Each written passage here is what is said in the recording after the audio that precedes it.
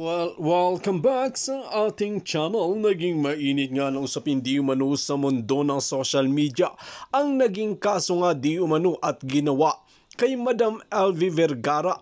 Dito nga natin makikita mga kaibigan na talagang inabuso nga nila, porket dito natin makikita na pumasok bilang kasambahay, ngunit talagang inabuso nga nila ang kapangyarihan nila at dawit pa dito talaga ang mga lesbo na ito. Dito nga natin makikita na nagsalita na nga rin si Madam LV Vergara at itong amo niya na talaga naman na sino nga ba sa kanila talaga ang nagsasabi ng katotohanan. Ngunit makikita nga natin na siyempre si LV Vergara ang kanyang naranasan at nangyari sa kanyang katawan ay kitang-kita di umano ang ebidensya na patunay na inabuso ng mga amo na ito at talagang kinakampihan pa ng mga dakilang mga lesbo na tumatanggap ng mga suhol. Dito nga natin mapapatunayan mga kaibigan na tila palala ng palala ang bansang Pilipinas dahil sinasawalang basta-basta na lang nila ang batas ng Pilipinas dahil di umano sa mga pulpolitiko na ganib sa kapangyarihan at pangungurap ang ginagawa sa bansa. Kaya naman ang tingin nila ay laging nababayaran ang batas ng Pilipinas. Dito kasi natin makikita mga kababayan na marami talagang pulpolitiko na ganib sa kapangyarihan na binabayaran ang batas at talagang nakakalusot nga sila. Ngunit makikita natin sa kaso ni LV Vergara ay talagang matibay ang ebidensya at hindi nga ito papakawalan ni Senador Tolentino at ni Senador Raffy Tulfo at ng mga iba pa na talagang nagmamalasakit sa sinapit nga ni LV Vergara na ito. Makikita naman natin sa kanyang katawan ang mga ebidensya na ginawa ng amo neto. Well mga kaibigan, para nga sa karagdagang impormasyon, panoorin nga natin ang buong video at kung bago ka lamang sa akin channel, huwag kalimutan i-click ang subscribe button at notification bell para lagi kang updated sa ating mga bagong video. At para sa sulit viewers natin dyan, maraming salamat sa walang sawang pagsuporta. Nung napasok po kayo doon, kanino po kayo namasukan? Kay Franz po at Jerry Pablo Ruiz. At ano po ang trabaho niyo doon? Sa bahay po, pagluluto. Dito binanggit niyo na maayos naman po pala kayo noong unang mga taon? Opo. Pinapakain kayo, pinapasweldo kayo noong unang mga taon? Hindi pa po. Hindi pa. Okay. Kailan po nagsimula yung pang-aapi sa inyo, pang-mamalupit? 2020. Ang pangalan kasi nitong lesbo na to ay si Eliza Palabay. Di ba? Sinabi klarong-klaro sinabi ni Nanay LV, police, si Eliza. Siya nga yan. Pagsasinungaling ba si Nanay? Pabulag nun, hindi ka pabulag. Hindi pa po, nakikita ko pa. Isang mata lang. Opo, itong nakakita pa. Tinatanggi po niya, hindi daw po niyo ginawa yun. Anong hindi? Di ba? Pinatanggi ng lesbo na hindi daw niya ginagawa doon. Hindi daw niya ginagawa yun kay Nanay LV. Ang sabi naman ni Nanay LV, anong hindi? Parang gustong ni Nanay LV na ginagawa talaga ng pulis sa kanya yun. Tinatakot, parang nananakot parang siyempre para hindi siya makatakas siguro para hindi siya tumakas dun sa amo niya, tinatakot siya itong lesbo na to. Siguro pinupuntahan siguro sa bahay, parang ganon. Tapos pinagbabantaan yung buhay. Tapos ngayon deny ng pulis. Di ba? Deny ng pulis. Pero ang inaano ni Nanay LV, gusto niyang patunayan guys na lahat ng ginagawa sa kanya ay totoo. Siyempre, deny sila, no? Ganun talaga Akala siguro na itong si Nanay LV hindi magsasalita. Ito naman, pakinggan naman natin yung mga amo. Okay? Para kumpleto tayo dito. Okay? Para kumpleto yung natin. Context, no? Ito galing naman sa amo, ha? Itong mga amo ni Nanay LV, itong mga pamilyang Ruiz. Ito naman po ang kanilang pahayag. Unahin mo natin yung asawa. Kasi ang ginawa pa namin po yun. Kasi yung ginagawa mo tayo, dinala namin po sa Batangas. Para ipaggamot po. Sa bulag daw po kapak. Sabi niya po sa amin, may kasama niya po na nagpapalong sa kanya. Hindi naman nababangat sa amin. Nababangat sa amin na may kasamaan daw sa painom. Na? Yung painom daw sa kanya. Yung kape yata. Pinainom ng kape kaya nabulag? O yun daw, sabi po. Siya mismo nang galing naman sa bunganga niya rin po yun. Pero nung pumasok po sa inyo ay hindi siya bulag. Okay naman po, kaya lang ang problema kay LB kasi medyo may ano yung sa medyo pagkuhan ng ulo niya. Ikatama. Kasi kanya bago-bago ba yung sinasabi. Inyo daw siya inihagis, binubugbog, ginali, lahat na ng pangmamaltrato. Ito, po patutuharan niya kasi po may nasisintindi. Saan po ba siya naging kasambay? Dito po ba sa tindahan? Lahat sila po magkakasama po, marami sila po dito. Nasaan yung mga CCTV?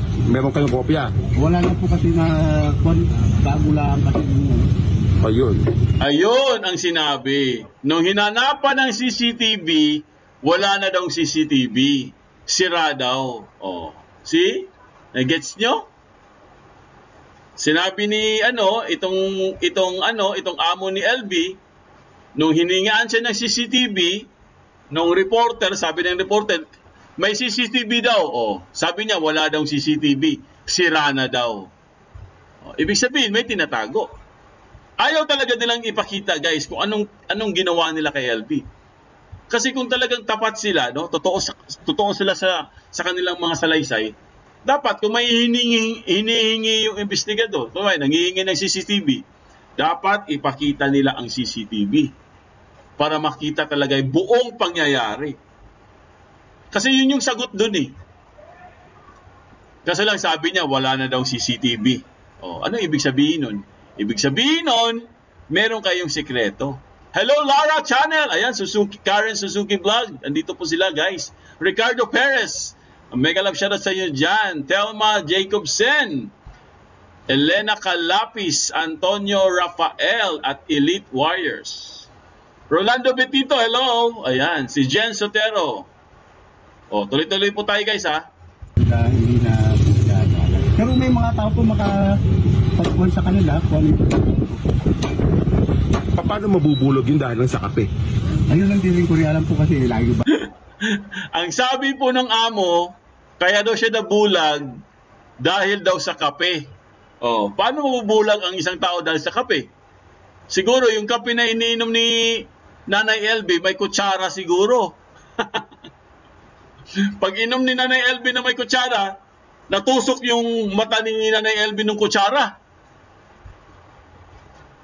Kasi ang sabi po ng amo ni Nanay LB, mga kaibigan, nabulag daw siya dahil daw sa kape. So, kaya nga, malamang yung kape may kutsara. Pag inom, tumama sa mata yung kutsara, o yun, nabulag si nanay. Ibang klase talaga itong mga amo na to.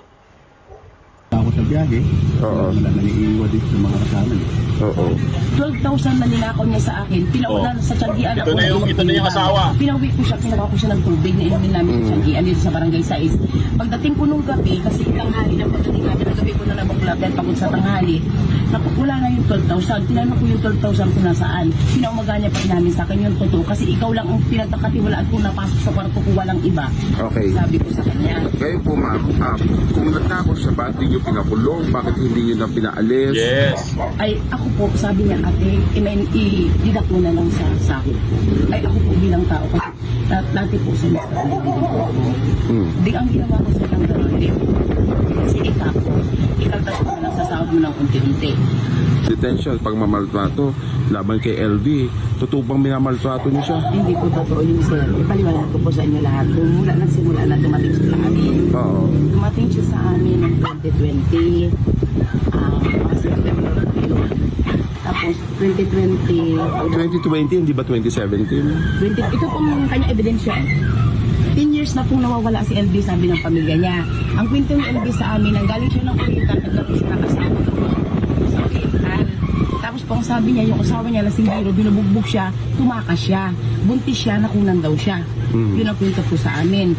So sa madaling sabi, ginala siya sa akin. Pagdala sa akin, hindi namin alam na may something na siya sa utak niya na, kasi iba na yung pinagagagawa niya. Diba nga ano po, mga siguro ay mga 2 weeks pa lang, kasi nagtsatsanggit kami dito sa barangay 6 noon. Ninakawan niya na ako ng 12,000. Ngayon, pinapaalis ko na po siya noon. Sabi ko, kung ganyan din lang ninakawan mo ako na ganyan. Kasi tiwala mo ako sa kanya. Binigay ko sa kanya yung sobrang tiwala na siya na hawak ng susi ng tindahan ko. May record po ba yung pagnanakaw sa barangay? Meron po siyang walang record sa barangay pero may promissory note siya sa akin. Kasi ang ginawa ko, sige, para hindi ka na, kumbaga ang akin po, kasi ganito sir, bago siya pumasok sa akin, yung mag-itlog na EVH na truck, pumunta sa akin si John Paul. Ang sabi sa akin ni John Paul, ate, ang likod niya sa San Jose puro pagnanakaw. San Jose? San Jose. Occidental. Ngayon sabi ko, di, pagkausapin ko kasi papasok sa akin siya. Medyo may tama yung utak niya, magpapaalisin ko dito sa amin. Sabi siya si Silo. Yun po ang akin. Sinabi ko din sa kay John Paul na ako na lang bahala ka pa. Sa tutang wala nakakakilala sa kanya dito, may ibang sa akin. Madaling sabi, kinausap ko siya nung gabi. FB ka po, sa San Jose pala ang record mo puro pang nanakaw. Sabi ko sa kanya, ngayon, bigyan kita ng pagkakataon para makapagbagong buhay. Tatangin ko sa kanya. Sabi ko sa kanya, bigyan kita ng pagkakataon makapagbagong buhay. Dito na nakakaalam ako lang na malikot ang kamay mo. So, saka ko, kung maaari, huwag naman sa akin gawin. Well, Yun ang start niya, sir. Okay. Pakupunto ko muna ako. Yun po yung start niya, sir. Before niya ako ninakawan ng 12,000. Yung 12,000 na ninakaw niya sa akin, sa tiyanggian ako na iwan ko yung bag. Pinauwi ko siya, pinawa ko siya ng tubig na inumin namin sa tiyanggian dito sa barangay 6. Pagdating ko nung gabi, kasi tanghali na pagdating namin ng gabi ko na nabuklab dahil pagod sa tanghali. Wala na yung 12,000. Tinanong ko yung 12,000 kung nasaan. Pinaumaga niya pa namin sa akin yung totoo kasi ikaw lang ang pinagkakatiwalaan ko na pasok sa kwarto ko, walang iba. Okay. Sabi, Ayun ang inaano niya, yung 12,000. Nawawala daw yung 12,000 niya. Tapos ang pinagbibintangan niya, si nanay.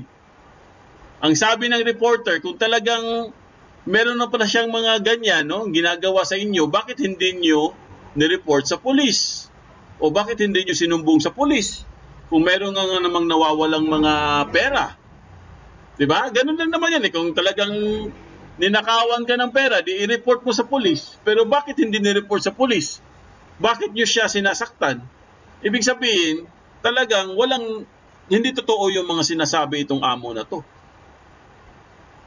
Kasi simple lang naman yan. Kung talagang marami na siyang mga insidente na ginawa ni itong si Nanay LB.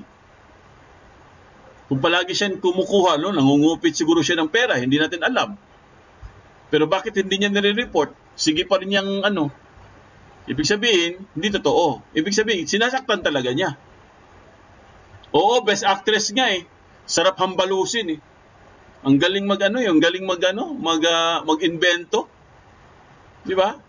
Kasi, kahit sabihin natin mga kaibigan, ipagpalagay na lang natin na itong si nanay po, malikot ang kamay, hindi natin alam, talagang siguro nangunguha siguro talaga siya ng pera.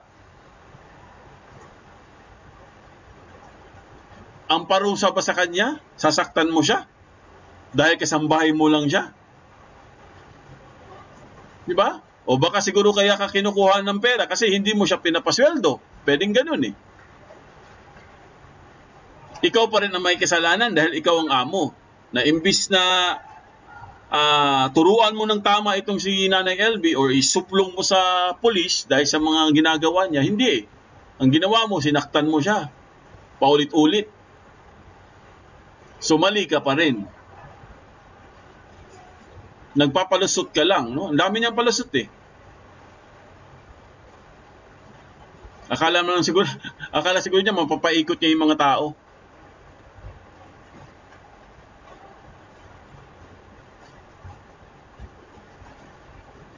Nakakabulag pala ang kape. Hindi na nga ako iinom ng kape. Baka mabulag tayo. Sabi ko nga sa inyo, yung kape siguro niya guys, may kutsara Kaya nung paghigop siguro ni Nanay LB, tumusok yung kutsara sa mata. kaya nabulag siya sa kape. No? Nanay LB nabulag sa kape, ay ibang klase din yung mga rason nyo, no? Parang out of this world. Ayun po mga kaibigan, at least po napanood natin, no, bawat version na panood natin, no? So bahala na kayong humusga kung sino paniniwalaan niyo. Di ba? Kaya klarong-klaro naman kung sino yung nagsisinungaling. Di ba? Klarong-klaro naman kung sino nagsisinungaling. Kinuha ng mga anak ang pera. Yes, malamang pwedeng mangyari 'yun. Di ba? Pwedeng mangyari 'yun. Ang kumuha ng pera hindi naman si LB o kundi yung mga anak. Tapos ibibintang lang nila sa kanilang kasambahay. Pwedeng mangyari 'yun Di ba? Kasi nga, sabi ko nga sa inyo mga kaibigan, kung talagang si Nanay LB yung kumuha ng pera, i-report mo. I-report mo sa barangay o i-report mo sa polis. Hindi mo naman ni-report hindi mo ginawa Di ba? So ito na po, no? Ito na po, panoorin na po natin itong kay Tolentino, no? Senator Tolentino, mga kaibigan. Kung anong gagawin dito sa mga amo na to. Next week po, magkakaroon po ng another hearing, no? Abangan po natin yan, guys. Kasi pag hindi po dumalo itong mga amo na to, ay talagang ipapadampot na po sila ng mga pulis, mga kaibigan. Ito po, i-play natin. Kailan nakarating sa kaalaman nyo ito? There is a regional office of Dole. Yes po, yung sa Mimaropa, sir. Yes. So, nung August 11 po ay nakarating ito at may report po sa amin, sir, yung aming regional director na nung August 12 ay nag-inspect na sila dun sa sari-sari store muna nila, France. At marami po silang nalaman na hindi nagbibigay nga ng mga SSS, Pag-ibig at PhilHealth sa mga workers na nandun. Walang overtime pay, walang 13th month pay, walang records po ng mga employees. Kaya po, during the inspection, ay wala silang nag-gather na data relevant to the previous employment of Ms. Vergara doon sa store. Gaano ko nakatagal, Kapitan? Isang first term po ngayon, Senator. So tatakbo ka. Susunod. May plano pa po. Ha? Ano? Tatakbo. Huwag niyo iboto to. Hindi ka naman nanalo. I move that we subpoena the family of Jerry Ruiz, the wife, Franz Ruiz, and the 2 children. Ayun, subpoena katuloy. Kung ayaw, pahuli na. We move on. Ang hindi ko na lang natanong is DSWD. Ano po ang naging role ng DSWD rito para magkaroon tayo ng tugong pagkupkup kay Manang LD? Ano po what's the role here of the DSWD? Mr. Chair, ang role dito sa DSWD on the ground is to provide augmentation for resources sa municipal or city or local social welfare office at saka technical assistance po. Like for example, ang interventions, babanggit ko po ang interventions that were provided to Nanay LV. Ang FO, ang field officer para klaro sa lahat, and CSWDO Batangas City provided psychosocial first aid to the family, especially to Nanay LV, to process their emotions and assist them to recover following the traumatic experience. Meron po guidelines on psychosocial therapy. Yun po ang technical assistance na pwede ibigay ang DSWD through the field officer po. In addition, meron pong cash assistance via IX. I think the amount was 10,000 pesos for Nanay LV's daily needs such as food and clothes. Tapos po ang Nabigyan kayo, Manang LV, natulungan kayo ng DSWD? Tapos po, the CSWDO na rin po facilitated sa issuance ng PWD ID. So, she can be covered also po by the benefits as per PWD law. Salamat. So lahat yun natanggap nyo na, Manang LV, yung sa DSWD? Opo. Ito pong sa mga doktor natin sa Batangas Medical Center na tuloy-tuloy po yung check-up na gagawin nila. Nararanasan nyo po yon? Opo. Matanong ko po ang kapulisan, I was informed that initially the case was not filed with the Mamburao Police Station. Tama, Colonel Danao? Hindi nag-file sa Mamburao, hindi rin nag-file sa Batangas City.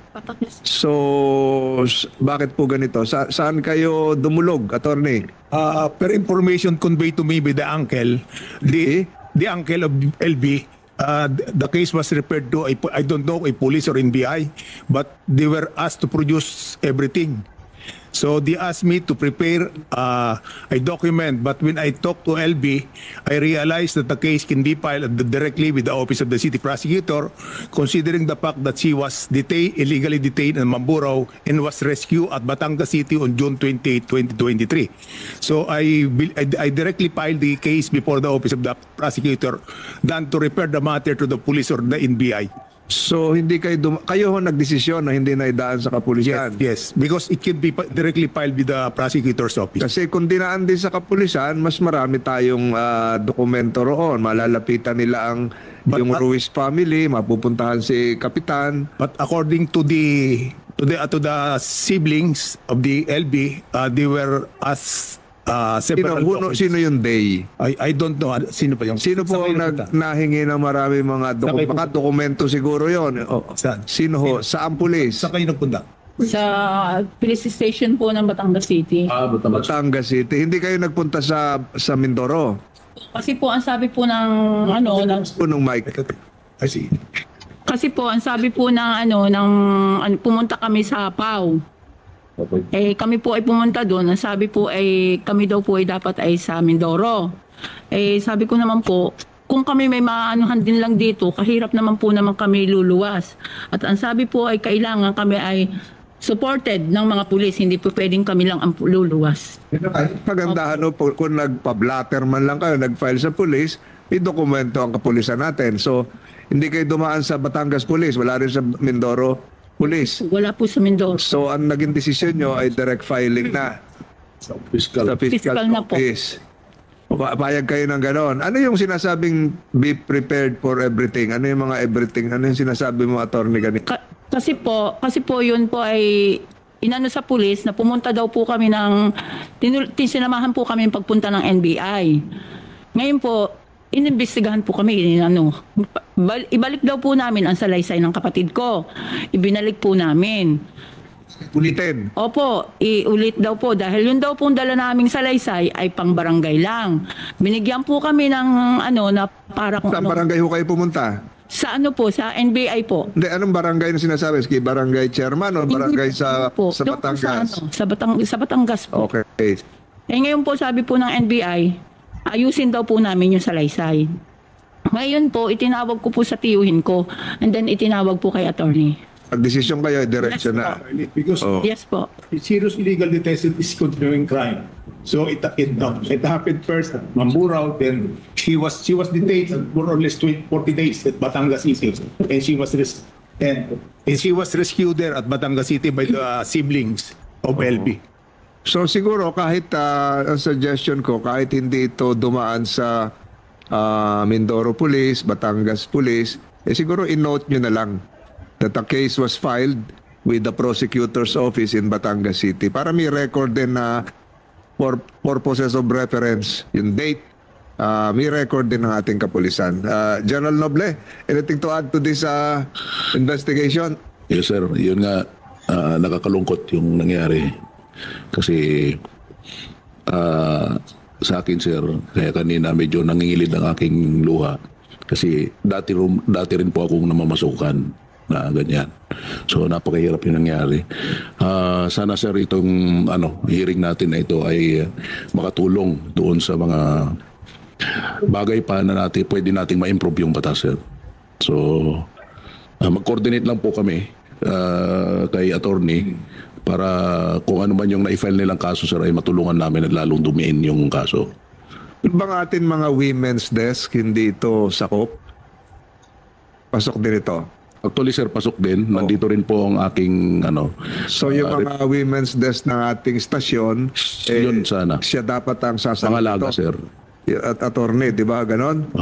Supposed to be. It should be done by the women's desk, but according to them, they were referred to the NBI. at Batangas. Who referred? Sino nag-Batang? Hindi, pulis. Pulis na sinabi sa Sinamahan po ako ng investigador ng pulis. Sinamahan po kami dalawa ng kapatid ko papunta sa NBI. Po yan, saan po? Batangas City. NBI po ng Batangas City. Ganun ba ang proseso pag pumunta sa pwede pang i-refer sa ano? Bakit kayo pumunta sa kapulisan para mag-file ng kaso? Para po kami ay nag-ano kami na... Humingi kayo ng opinyon. Opo. So sabi nung kapulisan, mas mabibilis. Sabi po nung mataas nila, kung tatanggapin daw po ng NBI, lalong mas magaling na hindi na kami pumunta ng Mindoro. Yun po ang ano sa amin. Malayo, babalik-balik pa. Opo. But then again, siguro yung ating women's desk should be strengthened kasama yung DSWD para yung mga ganitong uri ng ng mga insidente. Ilalagay siguro namin sa mga proposed amendments how the women's desk and the DSWD can play a vital collaborative role in this para mas mabilis. Kasi uulit pa rin ito. Wag naman sana. Diba? Is the Department of Labor and Employment here? Ma'am? Wala kasi kayong name tag kaya hindi ko maayon. Good afternoon po, Mr. Chair. Kailan nakarating sa kaalaman nyo ito? There is a regional office of DOLE? Yes po, yung sa Mimaropa, sir. Yes. So, nung August 11 po ay nakarating ito at may report po sa amin, sir, yung aming regional director na nung August 12 ay nag-inspect na sila doon sa sari-sari store muna nila France at marami po silang nalaman na hindi nagbibigay nga ng mga SSS Pag-ibig at PhilHealth sa mga workers na nandun. Walang overtime pay, walang 13th month pay, walang records po ng mga employees. Kaya po, during the inspection, ay wala silang nag-gather na data relevant to the previous employment of Ms. Vergara doon sa store. Pero, Mr. Chair, yung aming pong Batangas Provincial Office ay may initial coordination na po sa MSWDO at saka sa kapatid po ni Ma'am LV na tutulong po kami, handa po kami tumulong para mabalik sa kanya yung mga sweldo na hindi na ibigay sa kanya at pati po for possible livelihood assistance po. So, mahabol yun. Let me remind the Department of Labor and Employment, the DSWD, including the Philippine National Police, that there is a joint memorandum circular MC number 2015-05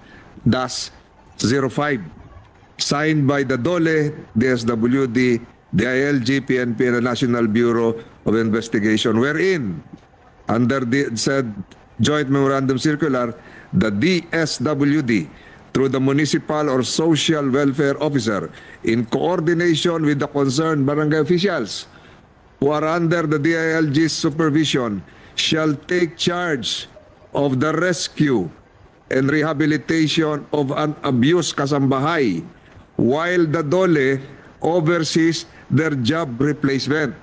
The goal of the MC is to set in place a more unified interagency network to protect the rights of kasambahay against abuse, harassment, violence, and economic exploitation. Ginagawa po ba natin to? Yari. Matagal ho ito, 2015. Kasama rin kayo, Kapitan. Kasama rin po ang DSWD. Pati si Kapitan. Is there a functioning interagency committee reviewing all of this? Sir, as to the interagency mechanism, sir, dito sa baka wala pa kayo sa serbisyo noon. 2015, merong circular noon. Tapos, sir, ano po kailangan po namin siyang i-strengthen, sir, yung mekanismo na yun? Siguro reviewin nyo yun. Opo. Kasama ang kapitan. Hindi mangyayari ito kung talagang ginagawa ito. The Labor Department established other related mechanisms on the employment of kasambahay such as wage setting, occupation. Well, mga kaibigan, dito nga natin makikita na talagang nakakaawa nga ang sinapit ng ating kababayan na pumasok bilang kasambahay. Mahirap kayang maglingkod bilang isang kasambahay at gaganituin pa nila ang isang tao na parang trinato, na parang animal. Dapat dito ay talagang mapursahan ang mga amo neto at mga sangkot na mga laspo. Well, mga kaibigan, kung kayo ang tatanungin ano ang inyong mga opinyon, just comment below sa ating comment section at ating pag-uusapan.